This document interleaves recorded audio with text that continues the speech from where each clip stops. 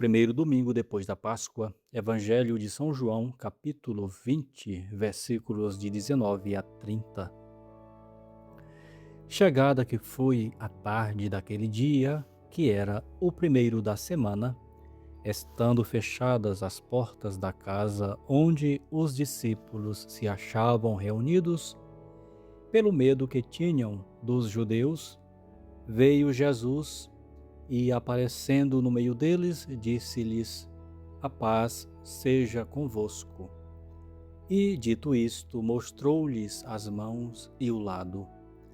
Os discípulos alegraram-se à vista do Senhor. Ele disse-lhes segunda vez: A paz seja convosco. Assim como meu Pai me enviou a mim, assim eu vos envio a vós. Ditas estas palavras, soprou sobre eles e disse-lhes: Recebei o Espírito Santo. Aqueles a quem perdoardes os pecados, ser-lhes-ão perdoados. E aqueles a quem os retiverdes, ser-lhes-ão retidos. Mas Tomé, um dos 12, que se chama Dídimo, não estava com eles quando veio Jesus. Os outros discípulos disseram-lhe: Nós vimos o Senhor. Mas ele respondeu: Se não vir as suas mãos e nas mãos a abertura dos cravos, e não meter o dedo no lugar dos cravos, e se não meter a minha mão no seu lado, não acreditarei. 8 dias depois estavam os discípulos outra vez, e Tomé com eles. Veio Jesus, estando as portas fechadas, e apareceu no meio e disse: A paz seja convosco. E logo disse a Tomé: Metei aqui o teu dedo e vê as minhas mãos. Chega também a tua mão e mete-a no meu lado, e não sejas incrédulo, mas fiel.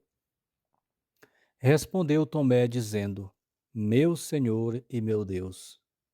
Disse-lhe então Jesus: Tu creste porque me viste.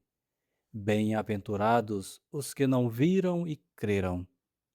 Muitos outros prodígios fez ainda Jesus em presença de seus discípulos, os quais não foram escritos neste livro. Mas estas coisas foram escritas para que acrediteis que Jesus Cristo é o Filho de Deus e para que, acreditando, tenhais a vida eterna em seu nome. Explicação do Santo Evangelho. Neste Evangelho se narram duas aparições mais importantes de Nosso Senhor depois da sua ressurreição. Na primeira, Jesus institui o sacramento da penitência e dá a seus apóstolos o poder de perdoar pecados. Na segunda, cura a incredulidade de São Tomé para fortalecer a nossa fé. Numa e noutra, mostra a sua bondade inefável e o seu amor para com os seus discípulos e para conosco. Sobre a primeira aparição. Estava-se na tarde do próprio dia da ressurreição. Os apóstolos, menos Tomé, estavam provavelmente reunidos no cenáculo, mas as portas estavam cuidadosamente fechadas por medo dos judeus. Jesus mandara-lhes por várias vezes anúncio da sua ressurreição, primeiro por Madalena e pelas santas mulheres, mas tinham recusado acreditar e trataram-nas de visionárias e sonhadoras. Graça e poder dados pelo Salvador aos apóstolos. Tendo dito estas palavras, Nosso Senhor soprou sobre eles e disse-lhes: Recebei o Espírito Santo. Aqueles a quem perdoardes os pecados, ser-lhes-ão perdoados. E aqueles a quem os retiverdes, ser-lhes-ão retidos. Este sopro misericordioso e misterioso era o símbolo do que se passava na alma deles. Criando Adão, Deus tinha-lhe inspirado um sopro de vida, e assim havia unido ao seu corpo uma alma viva e imortal. Nosso Senhor, soprando sobre os apóstolos, anima-os da vida do seu Espírito, porque o Espírito Santo procede do Filho como do Pai, e confere-lhes ao mesmo tempo o poder de dar às almas a vida sobrenatural perdida pelo pecado. Portanto, naquele momento os apóstolos receberam uma verdadeira efusão do Espírito Santo na expectativa da comunicação plena e mais solene do mesmo Espírito e dos seus dons no dia de Pentecostes. Na última ceia, o Salvador investira-os no poder de consagrar a divina Eucaristia. Agora, dá-lhes o complemento do sacerdócio, com o poder de perdoar e reter pecados no sacramento da penitência. Por estas palavras, nosso Dulcíssimo Senhor comunica aos apóstolos o seu poder de perdoar pecados, poder supremo que só pertence a Deus. Quis potesti dimitere peccata nisi solus Deus? Quem tem o poder de perdoar pecados, senão a Deus? Ora, não foi aos anjos que Jesus Cristo, Senhor nosso, concedeu tal poder, nem o de consagrar o seu corpo e o seu sangue, mas aos homens, porque ele próprio se fez homem para salvar os homens. 3 dias antes, na Quinta-feira Santa, instituía os apóstolos seus consagradores e distribuidores. Mas como teriam eles podido exercer este último ofício? A quem teriam distribuído dignamente a Santa Eucaristia? Hoje dá-lhes a honra, assim como aos seus sacerdotes, os padres, de partilharem com ele, por assim dizer, a dignidade e as funções de Salvador, pois que podem santificar e salvar os pecadores em seu nome e por sua virtude. Sobre a misericórdia e o poder de perdoar os pecados, é o que veremos agora. A bondade e a misericórdia admiráveis do nosso Deus, que comunica a homens fracos e sujeitos a pecar, o poder de perdoar aos outros os seus pecados, a fim de que sejam tanto mais inclinados a perdoar, quanto mais sentem a necessidade para si próprios da mesma indulgência.